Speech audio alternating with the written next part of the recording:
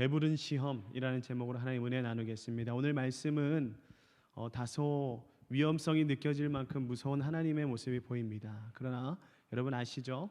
하나님의 마음은 그 드러나는 것으로 모두 보여지는 것이 아닙니다. 그 속에 있는 하나님의 마음을 보시고 우리가 오늘 이 시간 그 하나님의 마음을 통하여서 우리에게 어떤 시험이 있는지, 나는 지금 어떤 시험을 통과하고 있는지를 경험하시고 또 기도함으로써 그 시험을 이겨내는 귀한 시간 되길 축복합니다. 우리가 신앙생활을 하는 데 있어서 이 시험에 대한 심각한 오해를 할 때가 참 많이 있습니다. 우리에게 닥쳐오는 이 시험에 대해서 생각할 때에 고통과 어려움, 그런 것들만 시험이라고 생각하는 것이 우리의 일반적인 생각이죠. 우리의 사업이 실패하거나 우리의 몸이 병이 들거나 이런저런 문제와 고난이 우리 앞에 있을 때, 그런 어려움을 당할 때만을 시험이라고 생각한다는 것입니다. 이런 때 돌아보면요, 우리는 이런 때 참 기도를 많이 합니다. 그리고 말씀도 참 많이 봅니다. 그러면서 우리의 과거를 돌아보고 내게 잘못된 것이 없었나, 그런 시간들도 참 많이 갖죠. 그런데 반대의 경우를 한번 생각해 보시죠, 여러분. 다시 말해서 내 사업이 잘 되고 내가 하는 일이 잘 되고 내가 건강하고 내 가정이 평안할 때 우리는 그것을 한순간도 시험이라고는 생각하지 않는다는 것입니다. 여기에서 시험에 대한 가장 큰 오해가 있는 것입니다. 사실은 평안한 때에도 우리에게 시험일 때가 있는데 그것은 시험이라고 생각하지 않은 우리의 신앙생활이 문제라는 것입니다.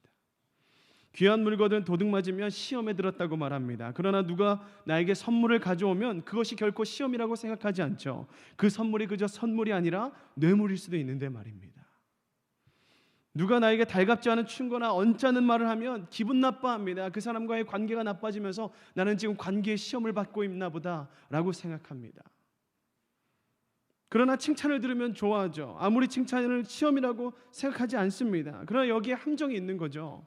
칭찬을 들으면 곧 으스대다가 자기도 모르게 교만에 빠지고 말아요. 그러나 반대로 여러분 생각해 보십시오. 듣기 싫은 그 충고를 받아들일 때 오히려 우리는 그 충고가 좋은 기회로 변하는 것을 많이 경험할 때도 있습니다. 여러분들이 각자의 삶의 자리에서 우리가 언제 죄에 빠지기 가장 쉬운 것 같은지 한번 생각해 보시기 바랍니다. 나는 언제 죄에 빠지기 쉬웠나? 병에 들면 죄에 빠지기보다는요, 앞서 말씀드렸던 것처럼 잊혀진 과거, 죄까지도 낱낱이 하나님 앞에 고백합니다. 그러다가 건강이 웬만한 잘못한 일이 있어도 우리가 건강할 때는 웬만한 잘못한 일이 있어도 하나님이 모르시는 것으로 착각하며 그냥 살아요. 과연 병든 것만이 우리에게 시험입니까? 오히려 병들면 더욱 신앙적으로 자신을 돌아보는 시간을 갖게 되죠. 그래서 그 시간은 오히려 우리를 영적으로 산하게 하는 시간이 되기도 합니다. 우리는 건강한 것이 더 우리에게 시험이 될 수 있다는 것을 기억하고 경계하면서 살아야 된다는 것이죠. 우리는 평안하고 잘 될 때 시험이라고 생각하지 않습니다. 그러나 우리가 분명히 알아야 될 것은 우리가 평안할 때 그때 큰 시험이, 정말로 큰 시험이 우리에게 그때 온답니다.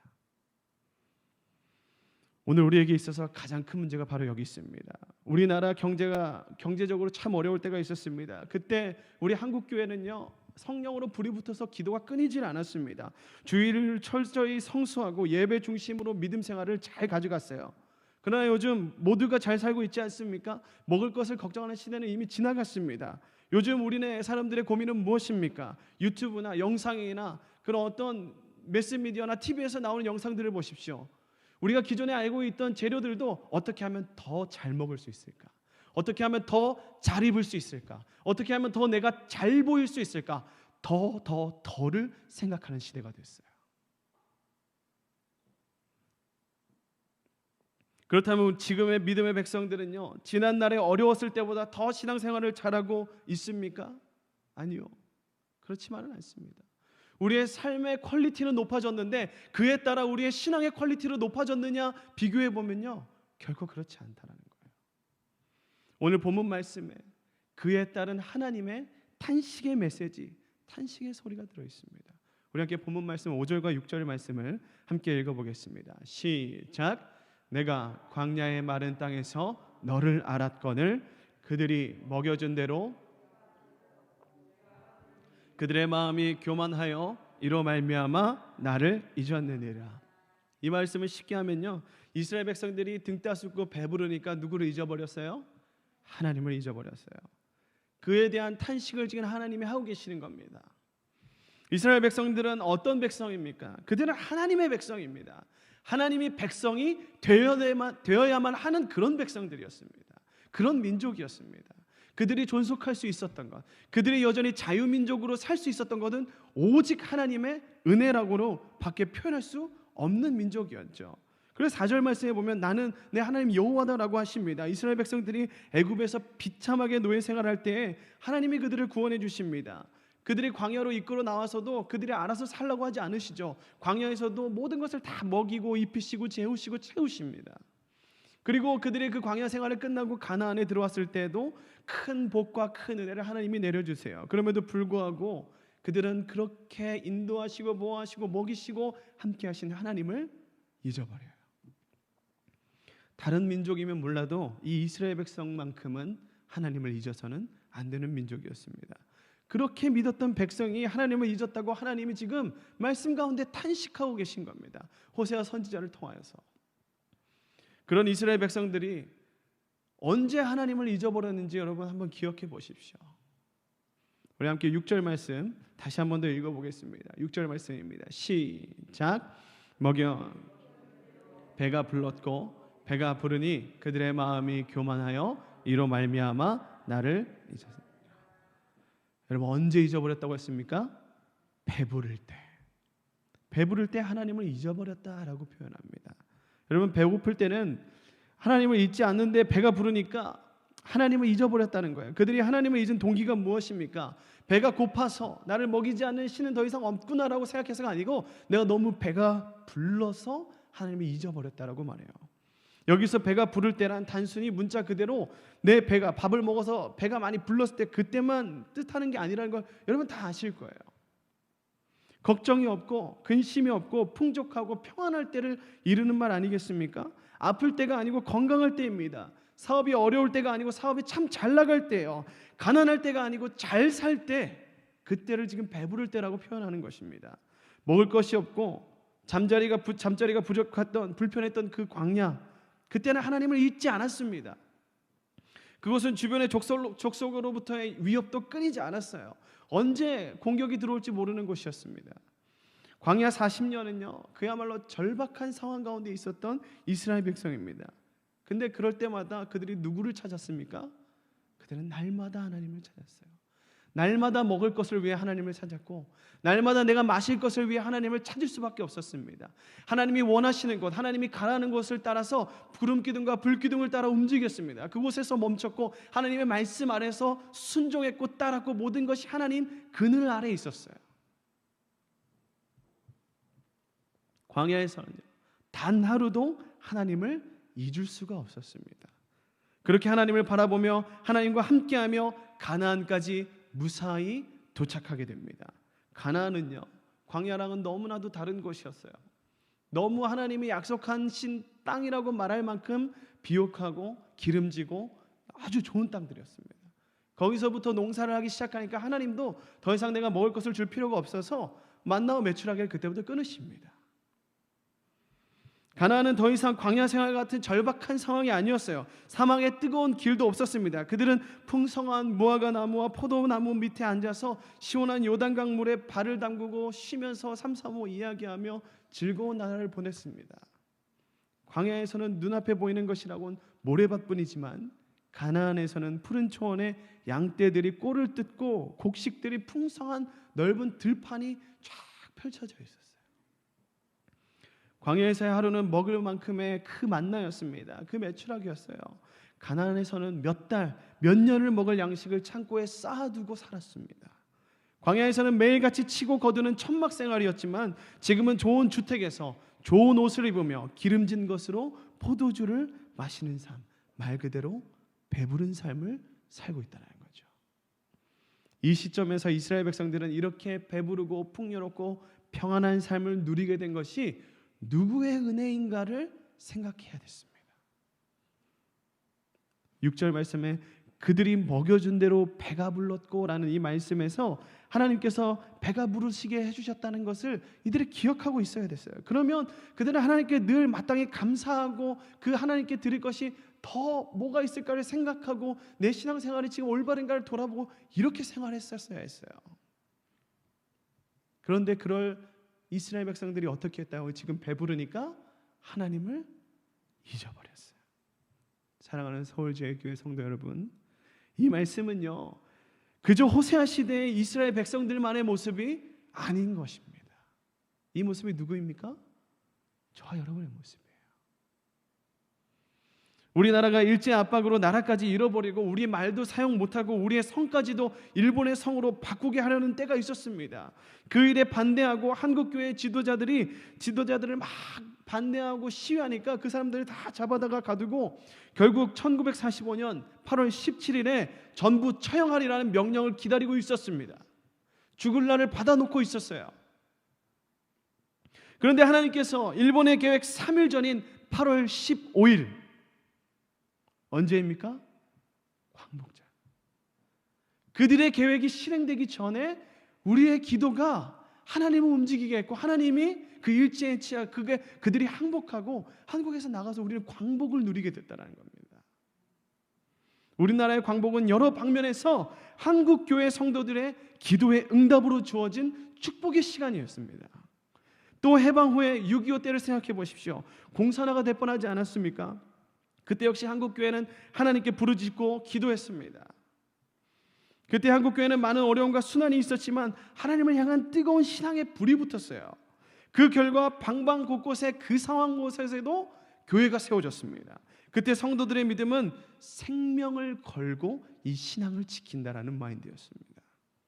국기에 대한 경례가 우상 숭배가 된다고요?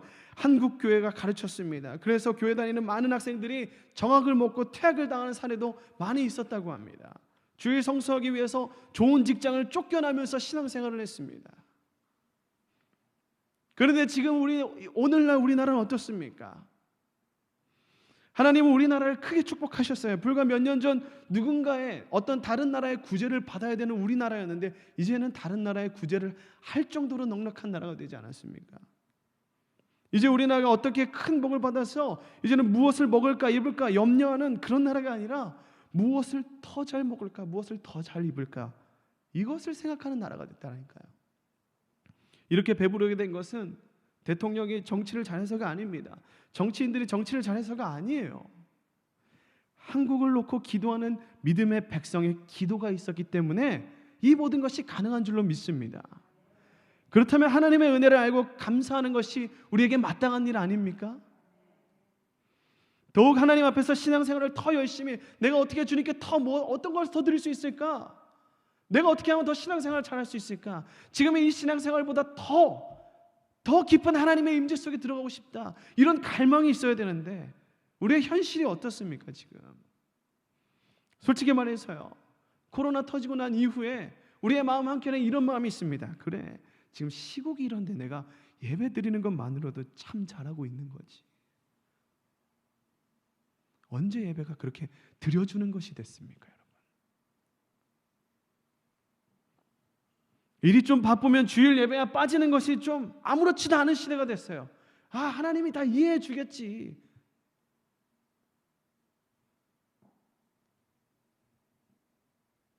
다윗은요 어려서부터 하나님 마음에 합한 자라 할 정도로 그 믿음이 참 좋았습니다. 사울이 죽이려고 쫓아다녀도 다윗은 하나님께 기도하면서 하나님의 보호하심을 받으며 그렇게 자랐어요. 이웃 나라들의 싸움에서도요 그는 한 번도 진 적이 없습니다. 왜? 그의 모든 싸움의 시작은 누구였습니까? 하나님이었습니다. 지금 당장 우리의 성 앞에 적이 쳐들어와도 그는 나가서 싸우자 맞이하자 이게 아니고 하나님 그들이 쳐들어왔습니다. 어떻게 할까요? 하나님 앞에 모든 걸 묻고 질문하고 그 주님의 뜻대로 행하는 사람이 바로 다윗이었습니다. 그렇게 그가 왕위에 서는 것 그 순간들 여러분 기억하십니까? 도망가고 미친 척하고 침을 질질 흘리는 그런 때들 다 지나서 어렵게 하나님의 뜻을 물어가면서 겨우 왕이 됐습니다. 그때까지만 해도 하나님을 날마다 구하는 다윗이었어요. 그런 그가 등 따스고 배부른 삶을 영위하다 보니까 어떻게 됩니까? 다른 것이 보이기 시작해요. 왕의 임무 중에 하나는 전쟁의 제일 앞에 서는 것이었습니다. 왜? 왕은 결코 죽지 않습니다. 전쟁은 누구에게 속한 것입니까? 하나님께 속한 것이었어요. 하나님이 하시는 일이기 때문에 왕은 아무리 앞에 서도 죽지 않는다는 것을 이스라엘에게 상징적으로 보여주는 것이 이스라엘의 전투의 특징이었습니다. 그런데 전투가 이루어지고 있는 그때 다윗이 지금 어디 있습니까? 자신의 사택의 옥상에 가 있습니다. 잠이 안 왔는지 두리번거리다가 눈에 들어오는 게 있는데 누굽니까? 바세바, 우리아의 아내. 그가 목욕하고 있는 게 눈에 들어와요.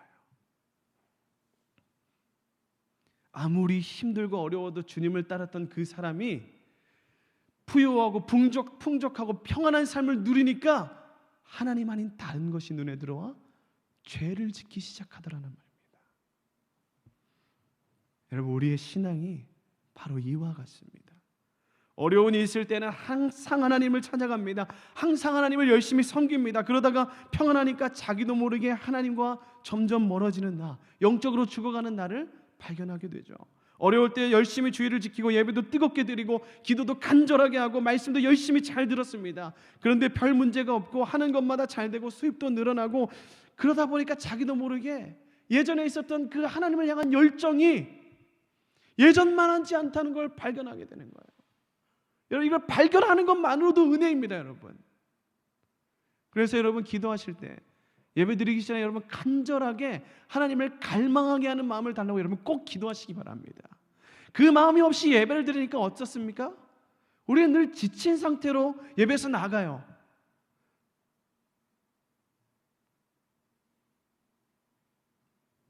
말씀을 듣고 충전되고 하나님의 음성으로 막 모든 게 충전되어서 내가 이제 이길 수 있겠다라는 굳건한 믿음을 가지고 나가야 되는데 졸려, 피곤해, 더 힘들어, 막 눈이 감기는 나를 주체를 못해요. 막 여러분 꼭 기도하시기 바랍니다. 간절한 마음을 달라고. 하나님, 내게 간절한 마음을 주십시오. 내가 예배 드릴 때 주님 앞에 이 간절한 마음으로 나가기 원합니다. 내가 부할 때나 내가 가난할 때나 내가 어떤 상황과 시간을 뛰어넘어서 이 간절한 마음이 있어야 이 예배 때 은혜를 누릴 수 있는 거예요.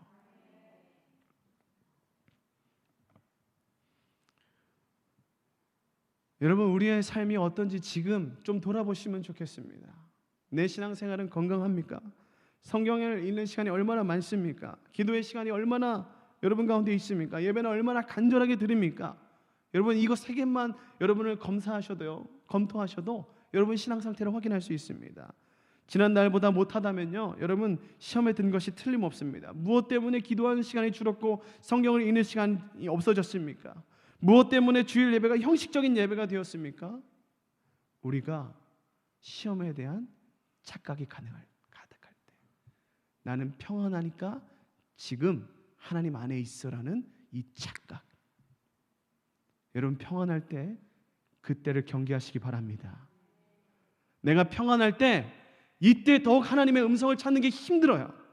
그래서 더 갈급한 마음으로 찾아야 되는 겁니다. 바울을 보십시오. 날마다 자기를 깨는 그 노력이 왜 있었겠습니까? 그만큼 하나님과 동행했던 사람이 어디 있겠습니까? 그런데 왜 그가 날마다 자기를 깨면서까지 하나님을 찾았을까요?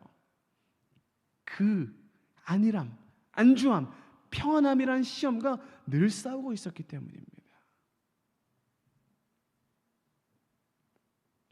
우리 7절과 8절의 말씀 함께 읽어보겠습니다. 7절과 8절 말씀 시작.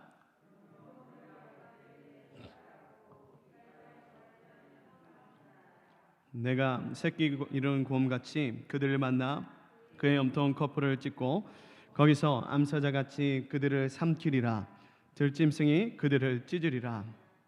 하나님은요, 이스라엘 백성들을 끝까지 돌이키지 않으면 결국 쳐서 흩어버리겠다고 경고하십니다.